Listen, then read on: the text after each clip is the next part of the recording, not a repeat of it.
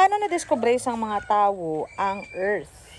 This is the legend of the Bisaya, okay? Featuring my TNW phone holder. Shing! Okay, let's go to the story. So, ang mga tao ko no sad to, wala ga-star diri sa Earth. Sa sky sila ga-star. Kag ang ginakaon nila mga birds of different kinds and very abundant to kuno ang ilang life. Okay. So, isa na sa naga-star nga mga tao sa heaven, si Okinirot. And Okinirot is one of the most bansay nga hunter dito sa heaven.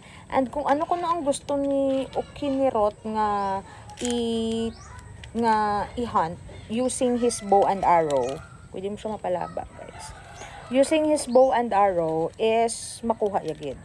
Pero eventually, he got bored kay wala na kuno challenge. So, he was looking for a new place to hunt and sharpen his skills. Pero, syempre, why na sa mga makita? Kay, ato na to sila sa heaven mo and everything is very abundant. Now, ang Earth ko no, wala na di mega-star nga tawo. Pwede mo siya mapabutay mo phone like this. Ang Earth ko no, wala na da mega, pwede mo siya ma-change like this. Ang Earth ko no, wala na di mega-star nga tawo. Ano lang ang unod sang Earth? Earth is just filled with vegetables, plants, animals, rivers, and seas. That's it. Pero there is no human being living here. So one day, si Okinirot ko no, may nakita siya dako-dako nga pispis. Dako nga pispis, so ginkwaya bow and arrow because that's what he used when he is hunting. Gintiro ya ang pispis, but for some reason, ang arrow naglusot lang sa lawas ang pispis. Wala iya na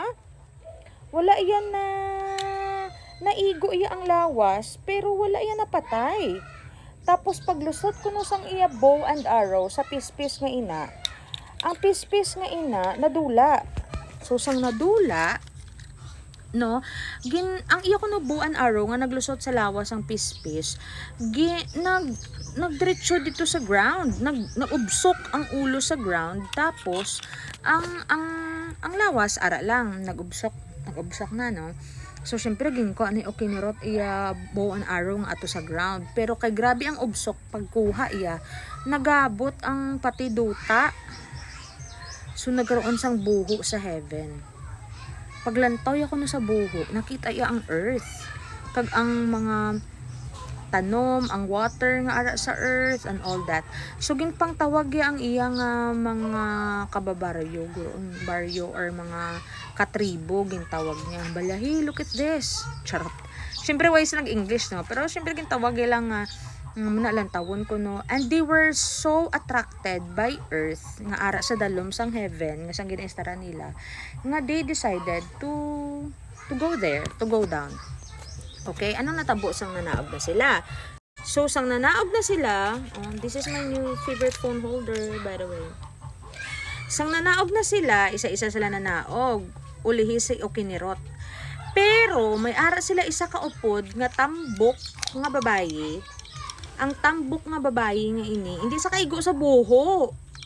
So, wala sa choice but magpabilin. Okay? Wala sa choice but magpabilin. Ti sa Okinirot na nanaog na sila. So, sang nanaog na sila, last si Okinirot na naog, na utod ang pisi. Kaya ang pisi nila nga gingamit papanaog sa Earth is just made of bird feathers. Na utod.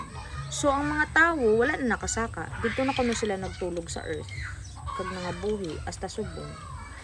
So that's why kuno kung ang babae to nga nabilin nga tambok, ang iyan na lang ginaobra, ginasigahan niya permi ang langit para kuno kung magtulok sa babaw ang tawo, madumduman nila nga ang mga tawo halin sa langit.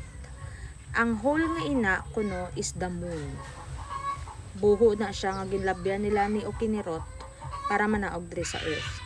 And then, ang mga suga nga ginasindihan sa babae every day or every night para madumduman sa mga tao nga sa langit sila halin is ang mga stars. That's the legend kung paano na-discoveryhan sang tao ang Earth. TNW.